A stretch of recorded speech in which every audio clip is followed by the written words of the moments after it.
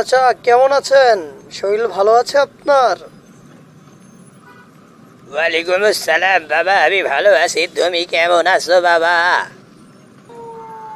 জি আলহামদুলিল্লাহ চাচা, গত কয়েকদিনের তুলনায় আমি অত্যন্ত খুশি এবং ভালো আছি। খুব আনন্দিত অবস্থায় দিন যাপন করিতেছি। আহ হা হা হা। তা বাবা, তোমার এই খুশি হওয়ার কারণটা কি জানতে পারি?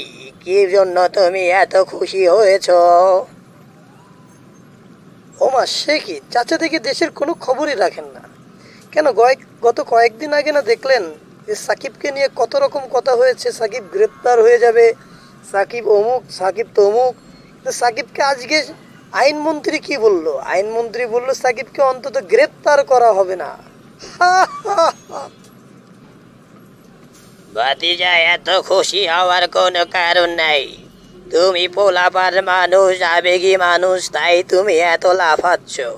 সাকিবকে যে ভদ্র ভাষায় জুতা দিয়ে পিটিয়েছে, এটা বুঝো নাই? নাকি তোমার বোঝার কোনো ক্ষমতা হয় নাই? ও রিয়েলি? তো সাকিবকে কিভাবে জুতা দিয়ে মারলো আর কি স্টাইলে পিটালো, এটা একটু ক্লিয়ার করে বলবেন কি? কেন, তুমি এইটা শুনো নাই? সাকিবের ব্যক্তিগত অর্জন ছাড়া দেশের কোনো সম্পদ নাই।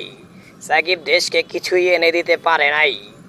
আমিনুল ইসলাম বাংলাদেশের ফুটবলার ছিল, তাকে বেধড়ক পিটিয়েছে, মেরেছে, কিন্তু তখন কেউ কোনো কিছু বলে নাই।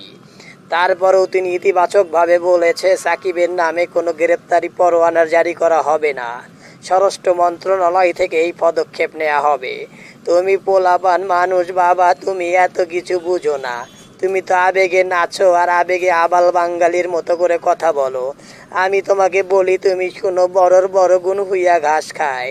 জায়গা বাবা, আমি কাজে যাব, আমার কাজ করার জন্য সময় হয়ে গিয়েছে, আমি চলে যাচ্ছি।